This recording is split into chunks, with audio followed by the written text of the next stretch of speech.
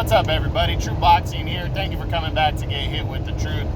So today, doing the aftermath on the Demetrius Andrade versus Jason Quigley fight that took place on Friday, November 19th. That was on DAZN. That fight didn't last very long, as Andrade, in a surprising performance, or it could have been just his opponent, jumped on Quigley early, hurt him in the first round, and then put him away in the second round. He looked aggressive, jumped right on him, didn't let his opponent off the hook like he's done a lot of times. You know, he's put fighters down early in the fights, you know, since he became a middleweight champion. He's done that in almost every fight. He'll put his opponent down early, and then most of them go the distance with them because he just doesn't close the show.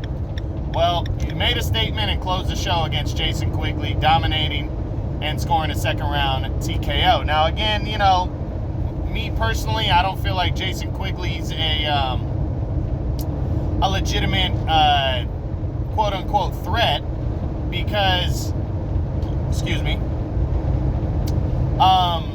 you know, because Quigley, who has he beaten? The truth is, all he's really beaten is Shane Mosley. I mean, it's not Shane Mosley Jr. And, you know I had one comment on one of my videos said that Quigley was a decorated amateur and a Olympian. But what has he done in the pros? He hasn't done anything. He hasn't fought anybody. And his best win was against Shane Mosley Jr., who, let's be honest, he's nothing, in all honesty. I hate disparaging the guy, but it's the truth. And, you know, that's what my videos are all about. It's about giving you guys the truth. So, Quigley, that was his, lone major victory. And, but what Andre did against a guy like Jason Quigley is what he's supposed to do against a guy like Quigley, and he blasted him and got him out of there. This is no different than what Canelo did against Avni Yildirim, and to be honest, Canelo, Yildirim, you can argue, had done more. You know, he'd been in there against a former champ, Anthony Durrell, and fought his ass off in that fight, and, you know, some people feel he got robbed back in February of 2019. That's what earned him that fight. Canelo didn't choose Quigley. He had to fight. I mean, he didn't choose Yildirim. He had to fight Yildirim earlier this year. It was a mandatory fight, and it was part of the deal that he worked out in order to fight Callum Smith in his first fight in his first title attempt at 168 against, Callum Smith. So he had to, in order to fight for those two titles, the WBC said, hey, you have to fight Avni Yildirim, who's been waiting around for 2 years for a title shot. You have to fight him in February, and Canelo did that and wasted him. And again, you know, Andre doesn't have the options that Canelo has, in all fairness, but he did choose to fight Quigley, and he destroyed Quigley, you know, and that's what you do against a guy like that. So it was a good performance by Andre, given the opposition. And now, what's the aftermath from this fight? You know, we'll start with Demetrius Andrade. Well, Andrade is not going to get the fight that he wants, and it doesn't matter where. Canelo's already made it clear he's almost for sure moving up to cruiserweight and fighting the winner of Ilunga Makabu and Tabiso Mashunu in their rematch in that fight. Canelo's trying to make history and become the first Mexican 5-division world champion. Okay, so who else does that leave? Well, Triple G Gennady Golovkin was you could argue maybe, but unless Andrade wants to wait around until the second half of next year, it ain't going to be Triple G, because Triple G was supposed to fight Ryota Murata in a title unification bout at the end of this month, December. I just read this morning that Triple G and Murata, because of travel restrictions, because of the new variant of the COVID virus, that they are going to be pushing that fight back now. And it will happen in the first quarter of the year. So now, that makes it way less likely that Andrade is going to fight. Now, Andrade wasted a dude in 2 rounds after what I believe was like an 7-8 month layoff. So Andrade does not want to wait around, and he's not going to, for Triple G and Ryota Murata, the winner of that fight. Plus, it wouldn't be for the title, his title, because I'll get to in a minute, the WBO has ordered Triple G to fight somebody else already.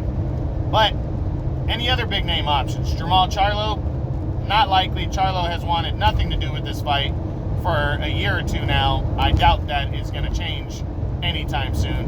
And then The only other option would be to move to 168. I'll get into that in a minute, why I don't think that's likely. But the WBO moved quickly. So the next day, after Andrade defeated Jason Quigley to keep the title, Janibek Amakanuli, the guy known as Kazakh style, undefeated, rising prospect, not a prospect anymore, rising contender, took on former two-time middleweight champion Hassan Nadam, and he dominated him, stopping him in 8th round. No surprise there. I mean, Amakanuli was coming off of a big upset knockout win of Rob Brandt, former champ.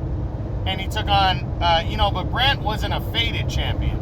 And people were surprised at how Amakanuli dominated Rob Brandt in that fight, broke him down and stopped him. Hassan Nadam, nobody was surprised, but it just upped his stock more. It made him the number 2 contender in the WBO, and he put in a formal request to be able to challenge Demetrius Andrade for the WBO title. And I thought the WBO would drag their feet to see what Jaime Munguia, the number 1 contender, was going to do. But obviously they're pretty clear on what Munguia is going to do, because they accepted that offer and have ordered Demetrius Andrade to defend his title in a mandatory defense against Janibek Amakanuli. And I am super excited for that fight. Now, you guys might not know Amakanuli, but this dude is a beast. Kazakh style, there's a reason they call him that. Who else is from Kazakhstan? Triple G Gennady Golovkin. He has that similar type style. He is aggressive. He is fearless. He is the first guy to say, I want to fight Demetrius Andrade and allow me to be the number 1 contender. And this, in all honesty, Andrade is now put to the test. Outside of moving up in weight or one of the other big names giving him a fight, which he would have to drop his title now in order to do that, if he does not accept this fight, he's going to lose his title 1, and he will be the definition of ducking an opponent, what he says everybody else is doing.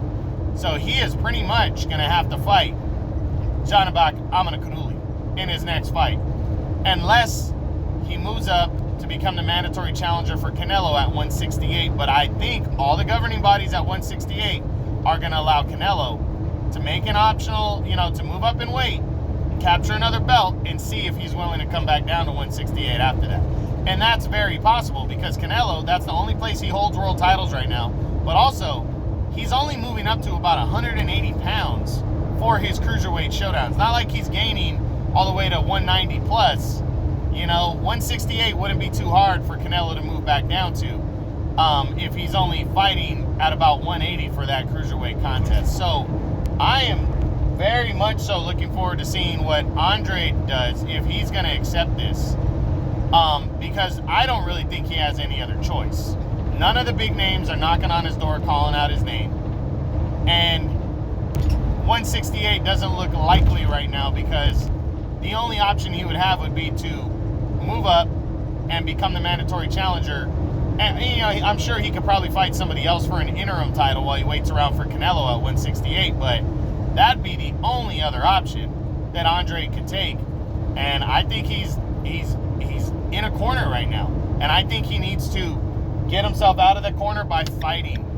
Take on Janibek Amakanuli. Go beat him. Go show everybody that you want to beat a legit contender. Now, this is honestly, guys, I'm not even playing with you right when I say this. This is the most legit challenge that I believe he's had since Vanes Martirosyan, back when he won his first world title in 2013, Andrade, when he beat Martirosyan by a split decision. Martirosyan was the favorite coming into that fight. Now, Andrade has never been able to land a major showdown since that night. And so we're talking 8 years now.